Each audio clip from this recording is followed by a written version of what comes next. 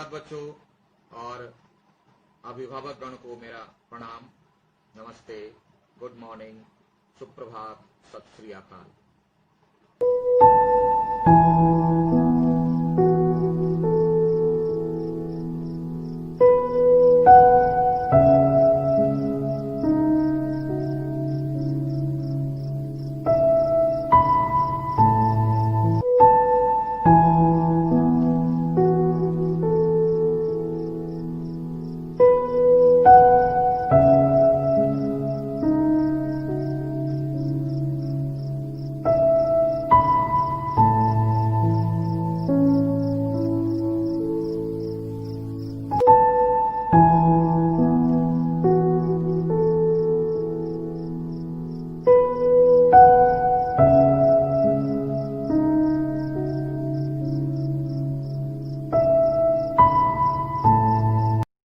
चलिए बच्चों, निकाले कक्षा 9 के लिए साहित्य सागर। और आज साहित्य सागर में पद्य में डुबकी लगाएंगे। गद्य में डुबकी लगा चुके, पहले आज पद्य में डुबकी लगाएंगे। डुबकी लगाना मतलब, सागर का मतलब क्या, समुद्र, तो उसमें भी स्नान करते हैं। तो पिछली बार गद्य में किए थे, तो आज पद्य में करेंगे। तो आप निकालिए, स्वर्ग बना सकते हैं। देखिए, कविता या ऊंचे कक्षा में जो भी रचना पढ़िए, गद्य हो पद्य हो, एक दो चीज कम से कम दिमाग में कील ठोक लीजिए। नंबर 1, शब्द को बड़े ही ध्यान से, जितनी आपकी बुद्धि है, जितनी आपकी ताकत है, क्षमता है, ध्यान से सुनिए। क्योंकि जैसे जैसे आप ऊंची कक्षा में जाएंगे, शब्द की गहराई, ऊंचाई, विस्तार को अगर आप नहीं समझेंगे तो आपका पढ़ना जीरो, कुछ नहीं समझ में आएगा। और कविता की तो बात ही छोड़ दीजिए। क्यों? अब दूसरी बात कि आपको मैंने पहले ही बताया, शब्द के 3 प्रकार के अर्थ होते हैं, अभिधा, लक्षणा, व्यंजना। अगर इन तीनों का ज्ञान नहीं है तो आप सर फोड़ दीजिएगा, अर्थ आपको पता नहीं चलेगा। इसीलिए आप सबसे पहले इन बातों का इन बातों को ध्यान में बिठा लीजिए। जब भी कोई रचना पढ़िए, साहित्यिक रचना, तो आपके दिमाग में यह बात आ जानी चाहिए कि हमें बहुत ही गहराई से सोचना और समझना होगा, चिंतन मनन करना होगा, और इनके शब्दों का अर्थ अभिधा से निकलता है, निकलेगा, या लक्षणा से या व्यंजना से, हमको ध्यान देना पड़ेगा। और खासकर जब महान हस्तियों की रचना पढ़ते हैं तब तो और अलग बात है, बहुत ज्यादा सावधान रहना पड़ता है। तो आइए आज हम लोग कविता देखते हैं जो लिखी हुई है रामधारी सिंह दिनकर। ये दिनकर इनका उपनाम है, और दिनकर का अर्थ सबको मालूम है, सूर्य। इनका उपनाम इसलिए दिया गया कि ये ऐसे साहित्यकार हैं जो सूर्य की तरह हर जगह प्रकाशित करने वाले। तो हर जगह मतलब आपके दिल और दिमाग के हर कोने में उजाला पहुंचाने वाले। एक वो सूरज है जो धरती के हर कोने को प्रकाशित करता है, और इनको भी सूरज कहा गया, दिनकर कहा गया। क्यों? कि दिलो दिमाग के हर कोने में ये उजाला पहुंचाने वाले हैं,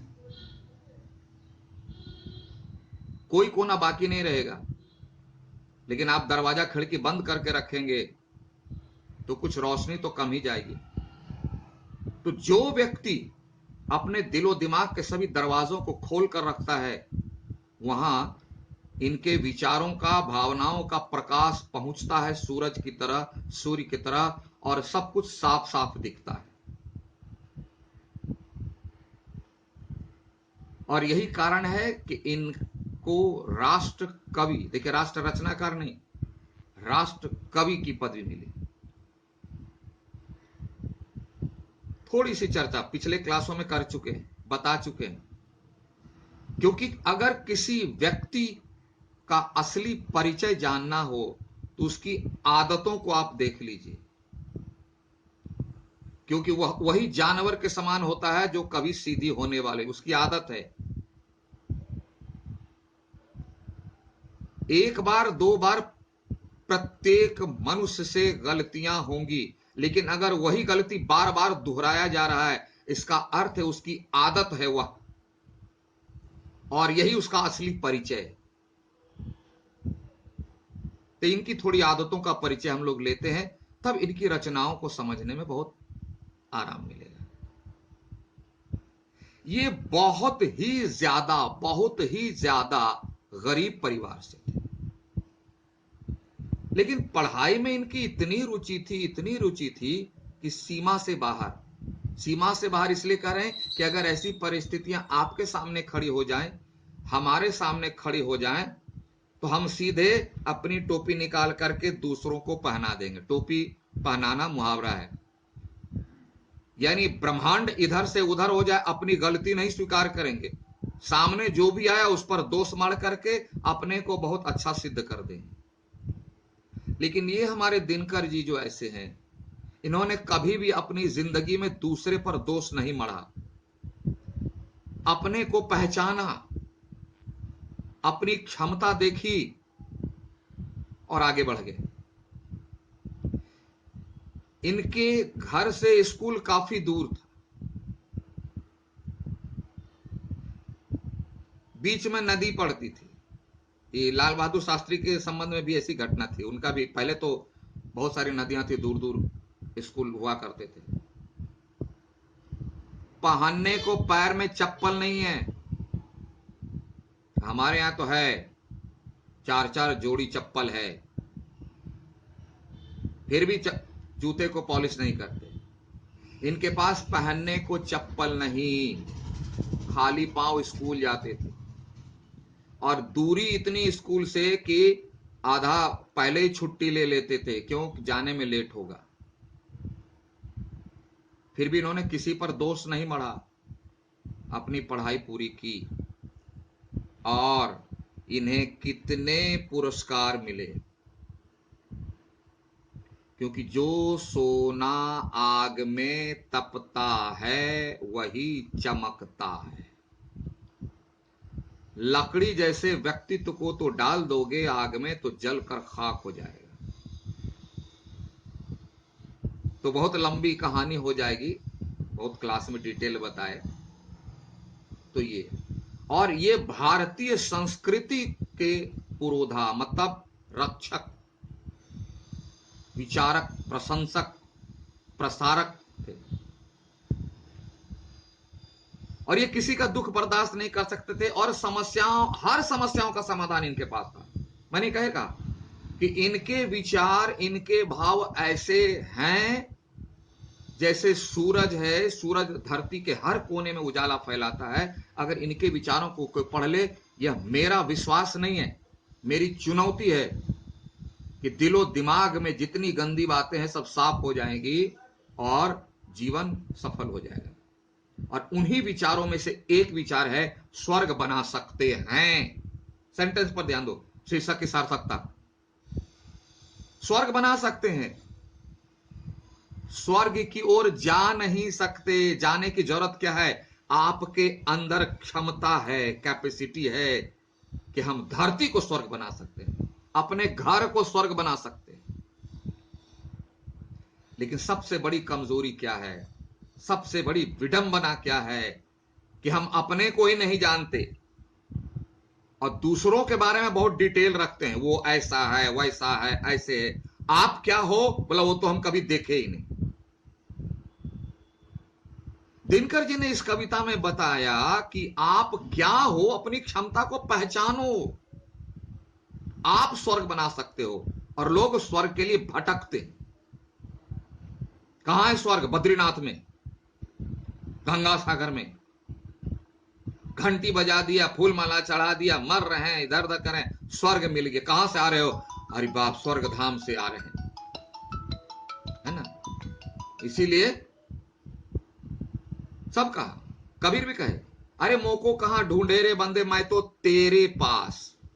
लेकिन लानत है व्यक्ति की शिक्षा पर, व्यक्ति की बुद्धि पर, कि बाहर भटकते भटकते पूरी जिंदगी को बर्बाद कर देता है, लेकिन कुछ मिलता नहीं। जिन ढूंढा तिन पाइया। अगर आप ढूंढने का प्रण करते हो तो खुद को पहले देखो, खुद को पहले पहचानो कि तुम कौन हो, मैं कौन हूं। जिस दिन आप अपने आप को पहचान लेंगे, आपका जीवन स्वर्ग है, आपका परिवार स्वर्ग है, आपका समाज स्वर्ग है, आपकी पूरी धरती स्वर्ग है। कोई बाहर से स्वर्ग बनाने वाला नहीं है, या कोई बाहर में स्वर्ग रखा हुआ नहीं है कि टिकट कटा के जाएंगे स्वर्ग में रहेंगे, नहीं है। इसलिए कभी कहते हैं स्वर्ग बना सकते हैं, यानी वी कैन, वी मेक। तो भैया कैसे बता रहे हैं ना, लेकिन इसको फॉलो नहीं करेंगे लोग। सिर्फ पढ़ते हैं, याद करते हैं कि आप परीक्षा में अच्छे नंबर आएंगे, जीवन में अच्छे नंबर आए, जीवन में सफल हो, इसके लिए नहीं पढ़ाई होती। इसी को कहते हैं पढ़ा लिखा शिक्षित नहीं, सुशिक्षित नहीं, पढ़ा लिखा मूर्ख। यही कारण है कि हमारे जीवन में शांति नहीं है, हमारे जीवन में सुख नहीं है। क्यों? जितनी बातें हम पढ़ते हैं उसका एक भी पालन नहीं करते। तो भाई मेरे, पालन नहीं करेंगे लेकिन फिर भी सुख की इच्छा रखते हैं, शांति की कामना करते हैं, कैसे संभव है? कभी कल्पना करके भी देखो। दवा खाएंगे नहीं, लेकिन हम गाना गा रहे हैं ठीक हो जाए, डॉक्टर कैसा, डॉक्टर को दोष दे रहे हैं, दवाई को दोष दे रहे हैं, दवाई की कंपनी को दोष दे रहे हैं, लेकिन खा नहीं रहे हैं, और खा भी रहे हैं तो उल्टे पुल्टे तरीके से। ये साहित्य की जो बातें हैं ना, यह जीवन में दिलो दिमाग जो बीमार पड़ गए उसकी रामबाण दवा है। रामबाण उसको कहते हैं खाओ और ठीक हो जाओ, क्विक। इसीलिए दिनकर कहते हैं कि स्वर्ग बना सकते हैं। तो ये हुआ शीर्षक का अर्थ। अब ये सार्थक है कि नहीं, मीनिंगफुल है कि नहीं, तो जब हम लोग पूरी कविता पढ़ेंगे तो देखेंगे कि पूरी की पूरी कविता में दिनकर जी ने व्यक्ति के अंदर की क्षमताओं को बताया है, कि व्यक्ति के अंदर क्षमता निहित है, वह स्वर्ग बना सकता है। एक नहीं, अपने को नहीं, परिवार को, पूरी धरती को स्वर्ग बना सकता है। कैसे? इसके तरीकों पर विचार किया, इसके तरीकों को बताया है इन्होंने, कि कौन कौन सी विधि को अपनाएंगे हम, कौन कौन से तरीके अपनाएंगे हम, तो हमारी पूरी की पूरी धरती स्वर्ग बनेगी। मैं बार बार कहता हूं, व्यक्ति तो छोड़ दीजिए, परिवार समाज छोड़ दीजिए, पूरी धरती स्वर्ग में बदल जाएगी। तो इतनी बड़ी कामना तो करते हैं, स्वर्ग बना सकते हैं, लेकिन करेंगे नहीं, पालन नहीं करेंगे, तो कहां से? तब तो उल्टा हुआ नरक बनेगा ही, और आज बना हुआ है। तो आज हम लोग देखें शीर्षक का अर्थ, शीर्षक की सार्थकता। मूल भावना क्या है? सारी दुनिया जो अभी अशांति में जी रही है, भटक रही है, वह उसे शांति कैसे मिलेगी, स्वर्ग के समान सुख कैसे मिलेगा, यही समझाना कविता की मूल भावना है। अब चलिए आते थोड़ी प्रासंगिकता, इसकी जरूरत क्या है। तो इसकी जरूरत यानी इसकी प्रासंगिकता सिद्ध करने के लिए, समझने के लिए मैं एक एग्जाम्पल दूंगा। थोड़ा कभी भी घर से आप बाहर निकलेंगे, नहीं निकलेंगे तो घर में ही पूछ लीजिएगा, और पूछिए कि ईमानदारी से दिल पर हाथ रख करके, क्या आप शांति महसूस करते हैं, चैन? तो जैसे ही दिल पर हाथ रखे, पहले तो बोल देंगे हाँ बिल्कुल। क्यों? कि व्यक्ति अपने को खराब सिद्ध करना नहीं चाहता। हर व्यक्ति चाहता है वचनम किम दरिद्रम, बोलने में क्या गलती है, हाँ ठीक है दम, बिल्कुल ठीक है, लेकिन वो अभी भीतर से रो रहा है, अशांत है वह। और जैसे दिल पर हाथ रखते हैं ना, तो थोड़ा सा थोड़ी शर्म होती है कि नहीं सच बोल देनी चाहिए। तो आप पूछोगे कि हाँ सब कुछ तो ठीक है, लेकिन किंतु परंतु आ जाए, यानी वह व्यक्ति भी अशांत है। क्यों? उसका कारण, यानी आज प्रत्येक व्यक्ति स्वर्ग के समान सुख ढूंढना चाहता है, शांति ढूंढने के पीछे लगा हुआ है, गलत काम भी कर रहे हैं, झगड़े विवाद, है ना, हत्याएं, क्या क्या नहीं कर रहा है, लेकिन फिर भी वह शांति महसूस नहीं करता है।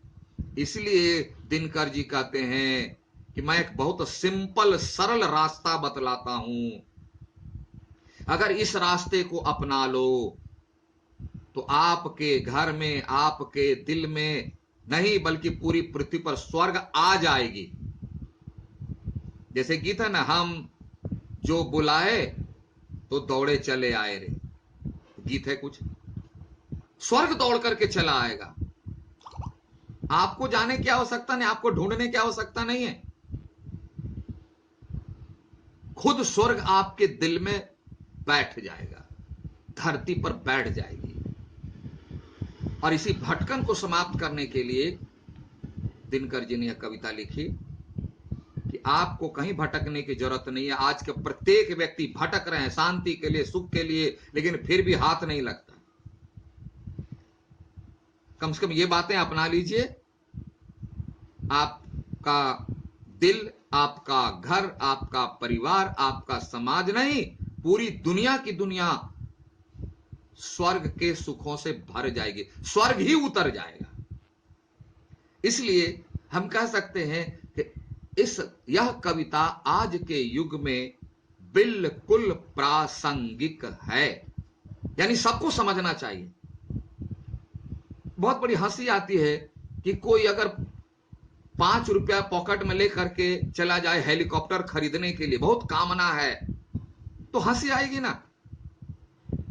तो स्वर्ग की कामना करते हैं, शांति की कामना करते हैं, जो दुनिया में सबसे महत्वपूर्ण चीज है, और ऐसा विचार नहीं, इसका अनुपालन नहीं, कैसे संभव है? इसलिए इस कविता का भाव, संदेश प्रासंगिक 100% 100% है। तो आज इस पर विचार कीजिए आप। जितनी बातें हम लोगों ने चर्चा की, दिनकर के बारे में थोड़ी सी जितनी बातें भी चर्चा की, उस पर आप विचार करें। शीर्षक का अर्थ, शीर्षक की सार्थकता, कविता की मूल भावना, कविता की प्रासंगिकता, और तब अगली बार हम लोग इसको कविता देख करके पढ़ेंगे। ओके, तब तक have a nice day, thank you.